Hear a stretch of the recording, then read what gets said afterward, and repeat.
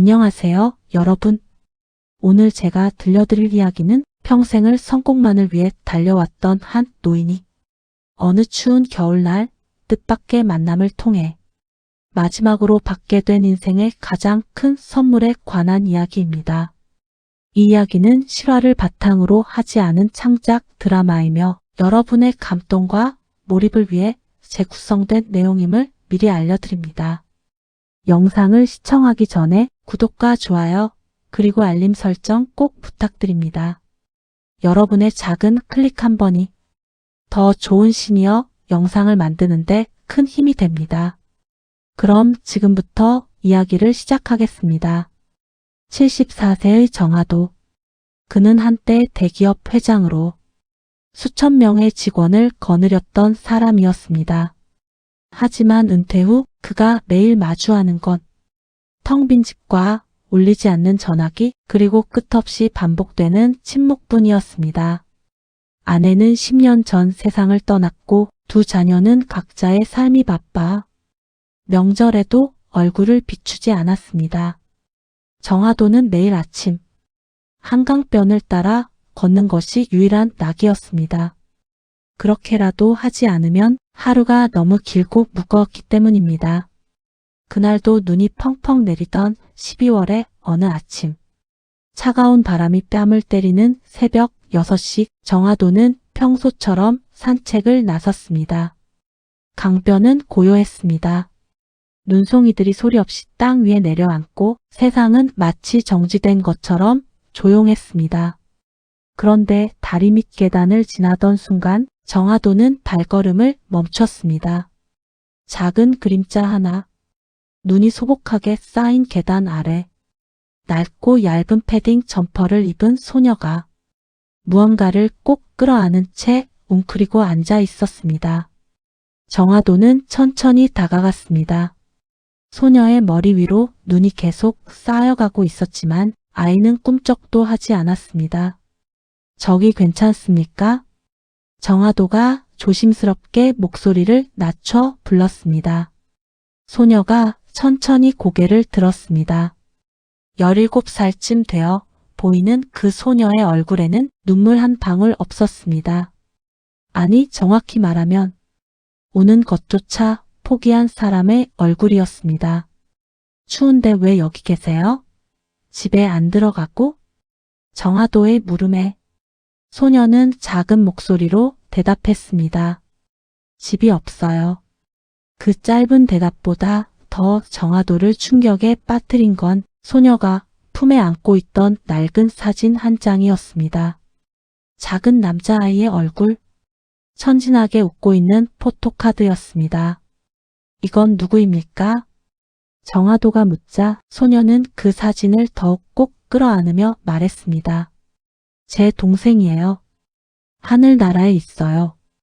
그 말이 끝나기 무섭게 소녀는 정하도를 똑바로 쳐다보며 물었습니다. 아저씨 기도해 주실 수 있어요? 우리 동생이 하늘에서 춥지 않게 해달라고요. 거기는 눈이 안 내렸으면 좋겠어요. 그 순간 정하도는 평생 단 한 번도 사람들 앞에서 눈물을 보인 적 없는 사람이었습니다. 회사가 부도 위기에 처했을 때도, 아내가 병상에 누웠을 때도 그는 단 한 번도 울지 않았습니다. 그런데 지금 이 낯선 소녀의 말 한마디에 눈물이 볼을 타고 흘러내렸습니다. 그래요. 할아버지가 기도해 줄게요. 동생이 춥지 않게 따뜻하게 있을 수 있게. 정하도는 떨리는 목소리로 말하며 소녀의 얼어붙은 손을 감싸 쥐었습니다. 그렇게 두 사람의 기막힌 인연이 시작되었습니다. 정하도는 소녀를 근처 24시간 카페로 데려갔습니다. 따뜻한 난방이 켜진 실내, 그는 핫초코 2잔을 주문하고 소녀 맞은편에 조용히 앉았습니다.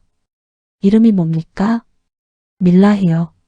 소녀는 여전히 동생 사진을 손에서 놓지 않은 채 작은 목소리로 대답했습니다.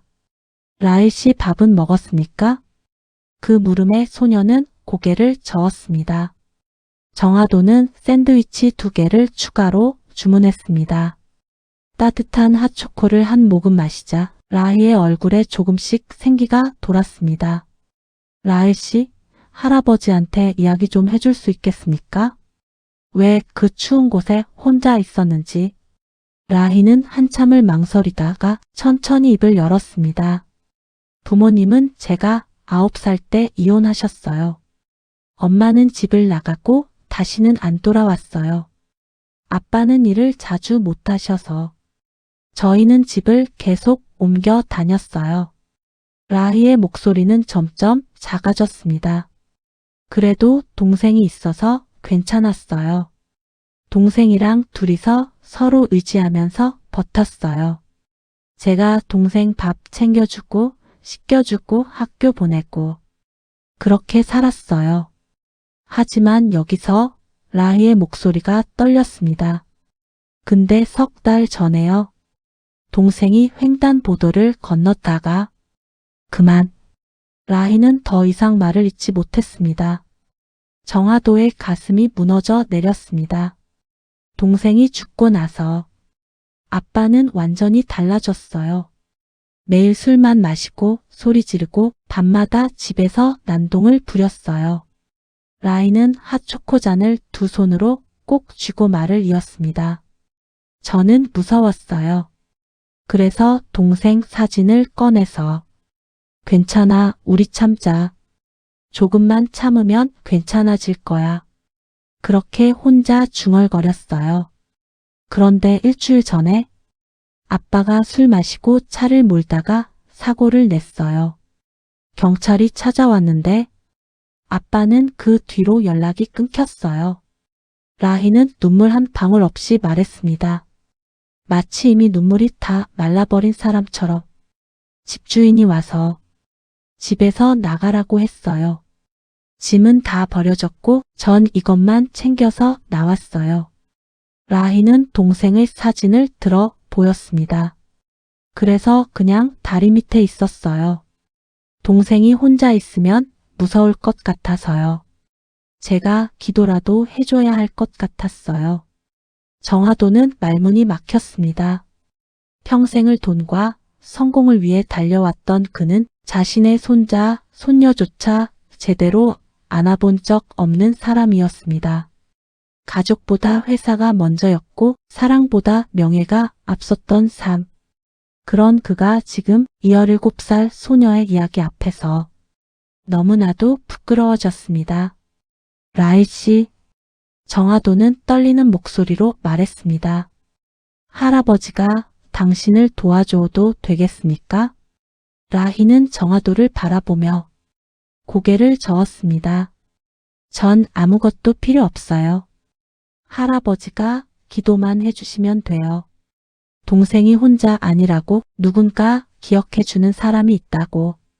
그 말에 정화도의 가슴속 깊은 곳에서 오래 잠들어 있던 무언가가 천천히 깨어나기 시작했습니다. 정화도는 라희를 가까운 보호센터에 연결해 주려 했습니다. 하지만 소녀는 단호하게 고개를 저었습니다. 싫어요. 왜요? 거기 가면 따뜻한 방도 있고 밥도 먹을 수 있어요. 그 사람들이 동생 사진을 뺏어갈 거예요. 정신 건강에 안 좋으니까 내놓으라고 할 거예요. 라희는 사진을 가슴에 더 깊이 끌어안았습니다. 전 이것 없이는 못 살아요. 이게 없으면 동생이 정말로 사라지는 것 같아요. 정화도는 그 작은 손을 보았습니다. 사진을 쥔 손은 새하얗게 굳어 있었고 손톱 밑은 때가 끼어 있었습니다. 그럼 우선 할아버지 집에 갑시다. 정화도가 말했습니다. 거기서 따뜻한 밥부터 먹고 씻고 푹 쉬세요. 그 다음 생각합시다. 라희는 놀란 눈으로 정화도를 쳐다보았습니다. 진짜요? 할아버지 집에 가도 돼요? 그래요. 할아버지 혼자 사는 집인데 방도 많고 밥도 해줄 수 있어요. 라희는 잠시 망설이더니 작게 고개를 끄덕였습니다. 정화도의 집은 서울 한복판의 넓은 아파트였습니다. 30평이 넘는 공간에 덩그러니 혼자 살고 있는 그의 집. 라희가 현관문을 열고 들어서자 입을 다물지 못했습니다. 와, 정말 넓네요. 응, 혼자 살기엔 좀 크지. 정화도는 쓸쓸하게 웃으며 말했습니다. 우선 씻으세요. 할아버지가 옷이랑 수건 줄 테니까. 라희는 오랜만에 따뜻한 물로 샤워를 했습니다. 정화도가 준 큰 티셔츠를 입고 나오자 그는 이미 식탁에 음식을 차려놓고 있었습니다. 된장찌개, 계란말이, 김치밥. 정성껏 차린 식사였습니다.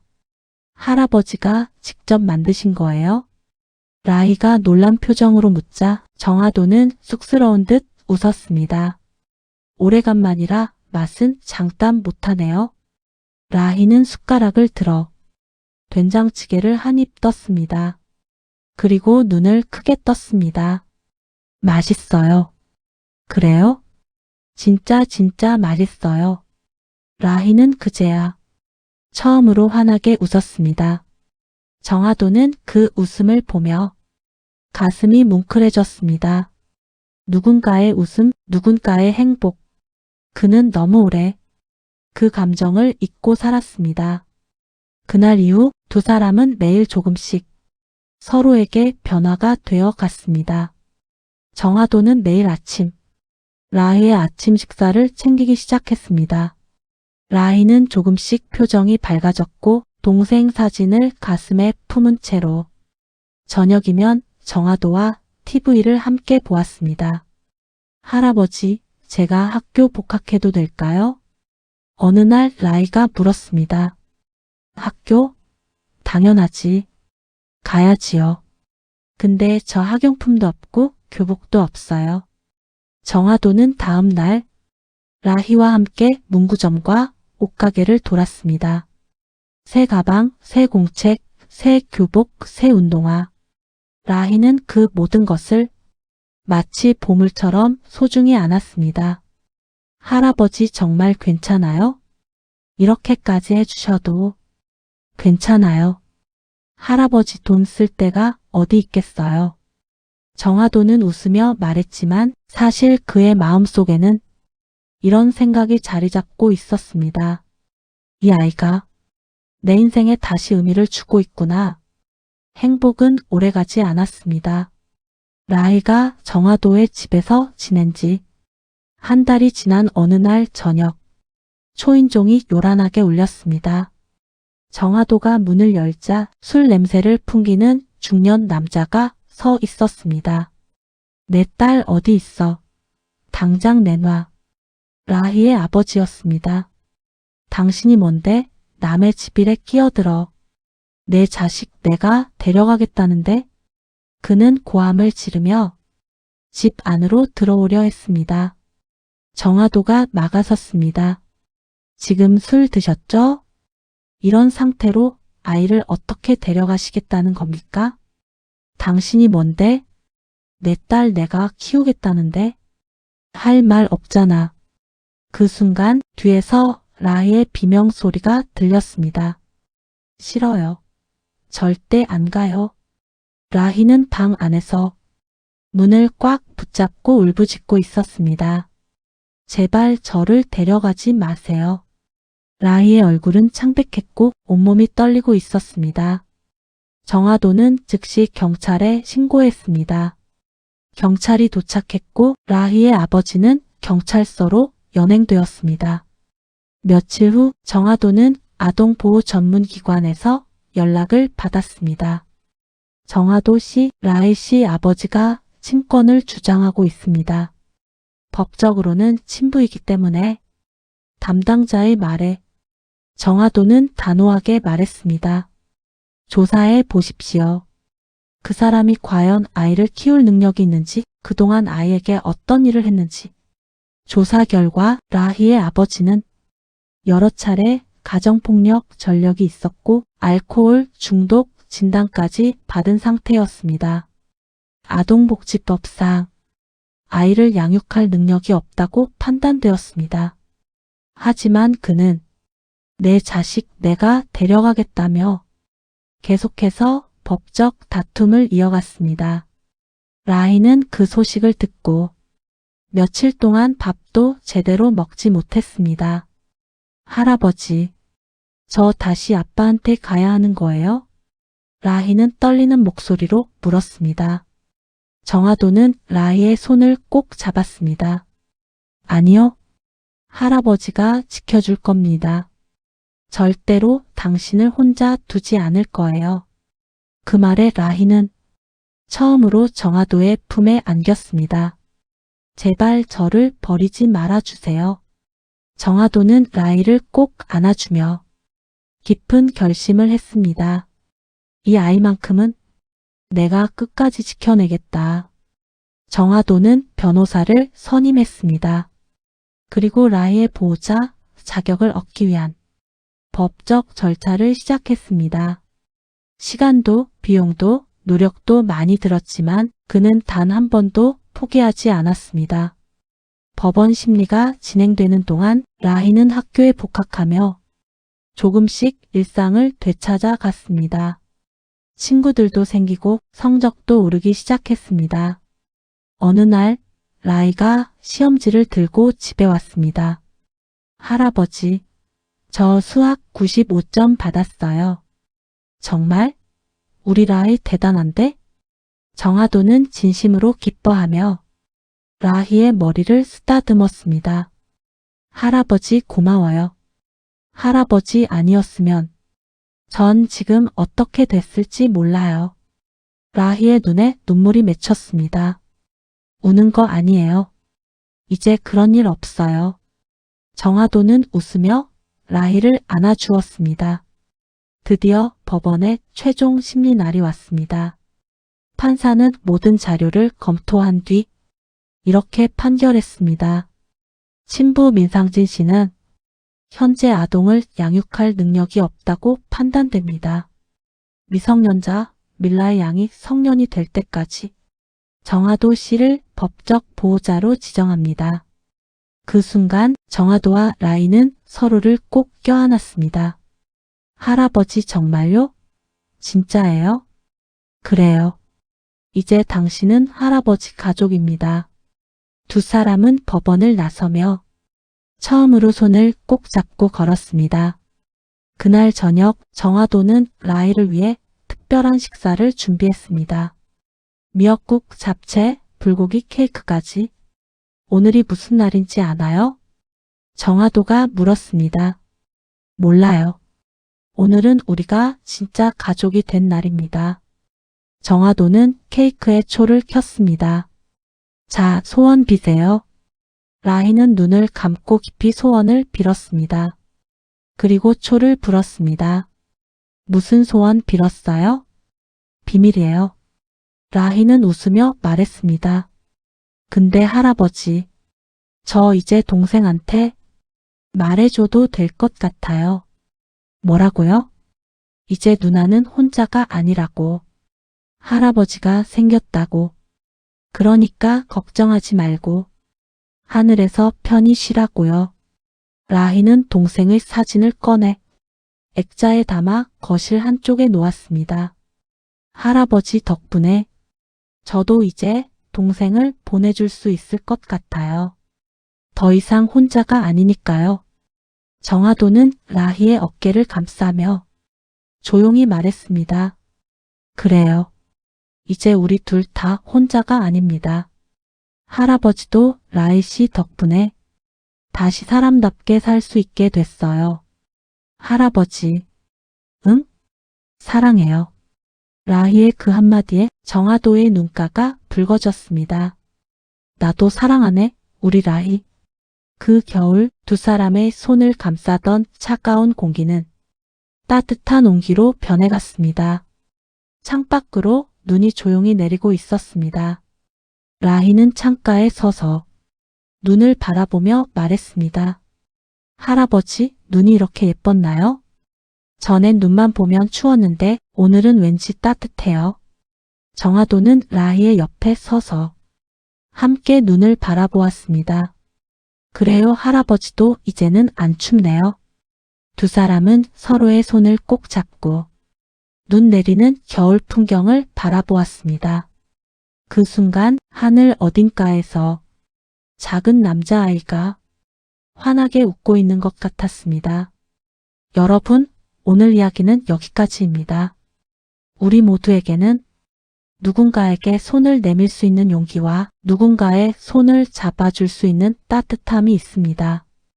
영상이 마음에 드셨다면 구독과 좋아요, 알림 설정 꼭 부탁드립니다. 다음에도 더 좋은 이야기로 찾아뵙겠습니다. 감사합니다.